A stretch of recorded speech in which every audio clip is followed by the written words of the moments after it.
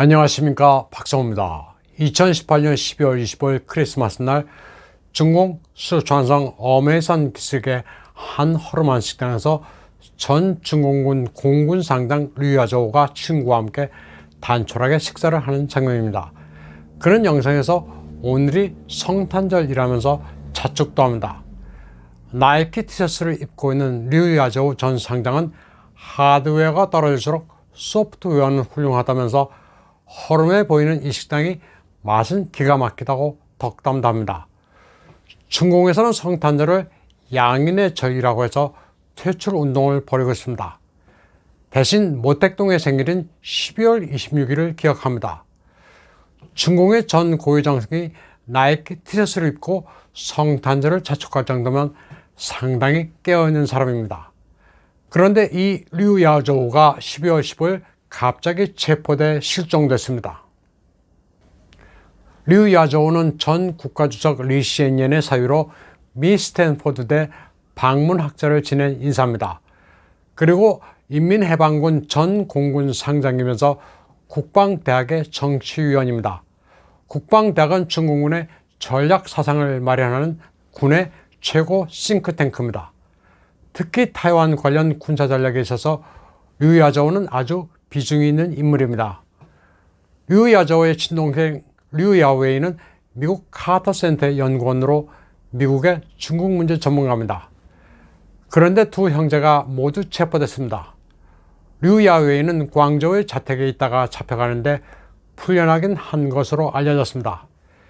지인에게 안전하다고 알렸지만 형 류야저우의 신병에 대해서는 언급하지 않았습니다. 류야저우의 경우 본인은 물론 부인과 자식들까지 모두 잡혀갔습니다. 부인과 자식은 곧바로 풀려나긴 했지만 류야저우는 지금 증발된 상태입니다. 그런데 그의 실종이 시사하는 바가 만만치 않습니다. 류야저우는 타이완에 대한 무력 침공은 물론이고 미국과 싸우기에는 중공의 전력이 준비가 안 됐다고 냉정하게 할 말을 한 인사이기 때문입니다. 바이든이 미 대통령으로 취임한 이후 미국의 싱크탱크 애틀랜틱 카운슬은 더 롱거 텔레그램이란 외교 보고서를 내놨습니다. 조지 캐넌의 더 롱 텔레그램을 의식한 거창한 제목의 보고서지만 그 내용은 트럼프 행정부의 대중 정책을 지우려는 방침이 드러난 바 있습니다. 중국 공산당과 중국인을 구별하는 트럼프 행정부의 어프로치 대신 시진핑만 제거하면 된다고 주장하고 있습니다. 시진핑을 제거하고 그 다음 들어설 공산당 지도부가 미국에 도전하지 않으면 된다는 식의 안이한 외교 전략을 제시했습니다. 미 바이든 행정부의 대중 전략은 중공을 그대로 두고 시진핑을 제거하자는 건데 류야저우의 실종은 그가 미국과 전쟁을 해서는 안 된다고 주장하는 유화파이기 때문인 것으로 해석되고 있습니다. 친미파 아니냐는 의심을 시진핑이 파고 있는 것으로 봐야 합니다. 군사 전략도 친히 수립하는 위대한 지도자를 자처하는 시진핑은 자기 고집을 꺾는 성격이 아닙니다. 바이든과 영상회담을 가진 9월 15일 시진핑은 시안에 있는 우주항공센터를 방문했습니다.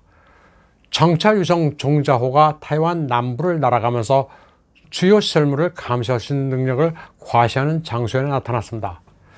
군부가 타이완을 촬영해 시진핑에게 보여주는 자리였습니다. 류야저우는 시진핑의 사람으로 분류되지만 군사 사상이 다르다고 해서 숙청된 겁니다. 중화권에서는 류야저우가 군사 정변 미수로 체포됐다고 하지만 중공에서는 고위 장성이 체포되면 다 군사 정변 미수입니다. 무장 병력을 동원한 쿠데타를 굳이 떠올릴 필요가 없습니다. 류야저우는 인민해방군 내 태자당으로 꼽힙니다. 흔히 류소기의 아들 류유엔 상장, 해군의 류샤오장 상장과 함께 원다오 산덴수이라고 불립니다. 원다오는 묘금방 유자가 간제자로 그럴 문자와 칼도자의 조합으로 이루어졌고 세 사람 모두 산덴수이, 즉 삼수변이 이름 끝글자에 있기 때문입니다. 세 사람은 모두 2012년에 시진핑이 상장으로 진급시켜준 인사입니다. 당시 시진핑과 관계가 밀접했던 류야저우는 2012년 4월 추수 잡지에 공산군 일체 행동은 당 중앙과 군사위원회의 말을 들어야 한다고 강조했습니다. 류 야저우는 후진타오와 시진핑 덕분에 승진가도를 달린 사람입니다. 그런데 2017년 1월 류 야저우는 면직됩니다. 부패 혐의를 받았는데 사실 중공 고위층에서 부패 혐의를 걸면 위에서 아래까지 해당되지 않는 사람이 없습니다. 류 야저우는 4년 전 12월 또 한 번 중공 당국에 찍혔습니다.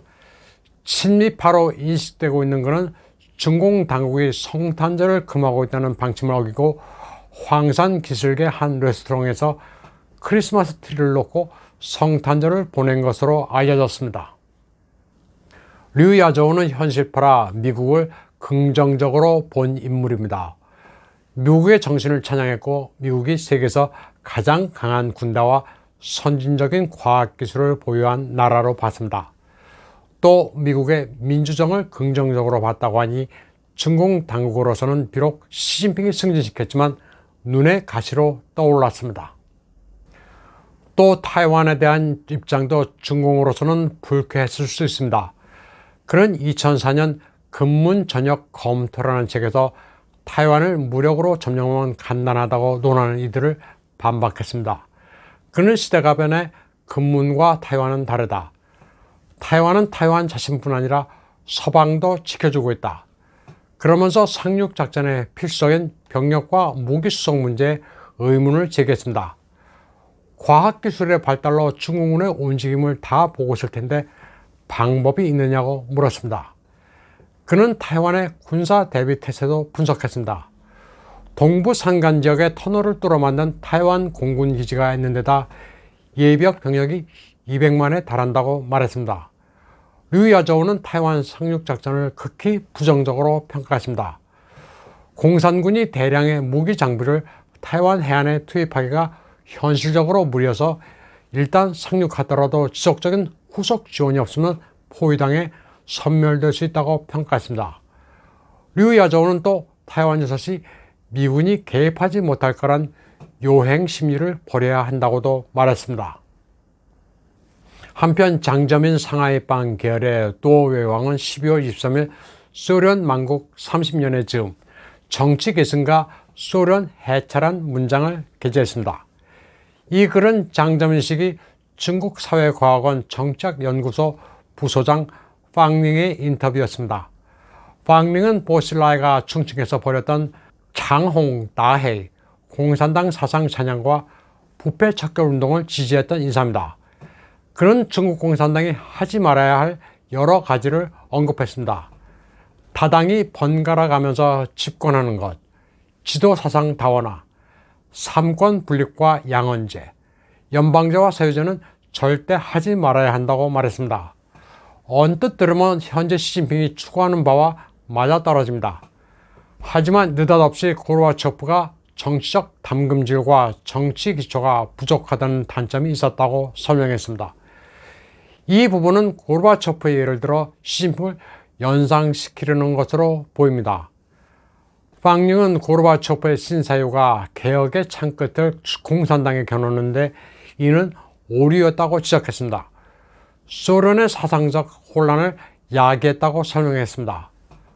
고르바초프가 헛똑똑함을 발휘하는 바람에 소련 공산당의 해체를 불러왔다고 방링은 말했습니다.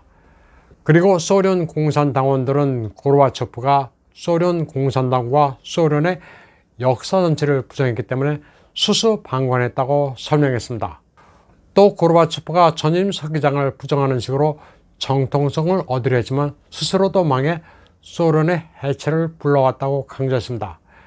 다시 말해 전임 지도자의 업적을 부정하는 식으로 자신의 입지를 강화하지 말라는 시진핑에 대한 엄중한 경고였습니다. 오늘 방송은 여기까지 하겠습니다. 시청해주신 여러분 감사합니다.